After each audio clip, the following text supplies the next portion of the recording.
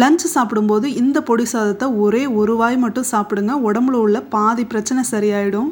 சுண்டைக்காய் பொடி எப்படி ரெடி பண்ணி வச்சுக்கிறதுன்னு பார்க்கலாம். நல்ல சுத்தமான சுண்டைக்காயை மிதமான சூட்டில் லேசாக வறுத்து எடுத்து வச்சுக்கோங்க. இது கூட 4 பல்லு பூண்டு, 4 வரமிளகாய், துவரம்பருப்பு ஒரு அரை கைப்பிடி. இது வந்து ஆப்ஷனல் தான். கொஞ்சம் அதிகமான குவான்டிட்டி கிடைக்குமே அப்படின்னு சொல்லிட்டு சேர்த்துக்கிறேன். இது கூட உப்பும் சேர்த்து லேசாக வறுத்துட்டு அப்படியே நம்ம அரைச்சி எடுத்துக்க வேண்டியதுதான்.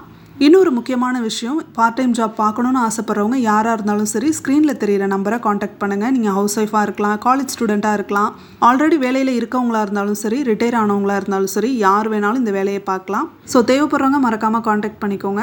நான் பொடியெல்லாம் அரைச்சி என்னோடய பொடி பாக்ஸில் ஸ்டோர் பண்ணிட்டேன். இல்லை கருவேப்பிலை பொடி, பூண்டு பொடி காலி ஆகிடுச்சு. முருங்கைக்கீரை ஃப்ரெஷ்ஷாகவே எடுத்துக்கிறதுனால அந்த பொடி மட்டும் கொஞ்சம் காலியாகலை. இப்போ நம்ம ரெடி பண்ண பொடியை சாதத்து கூட சேர்த்து கொஞ்சமாக பசுனை இல்லைன்னா நல்லெண்ணெய் விட்டு சாப்பிடுங்க. உடம்புக்கு ரொம்பவும் நல்லது. லேசான கசப்பு தன்மை இருக்க தான் செய்யும். அட்ஜஸ்ட் பண்ணிக்கோங்க. வேறு வீடியோவில் பார்ப்போம்.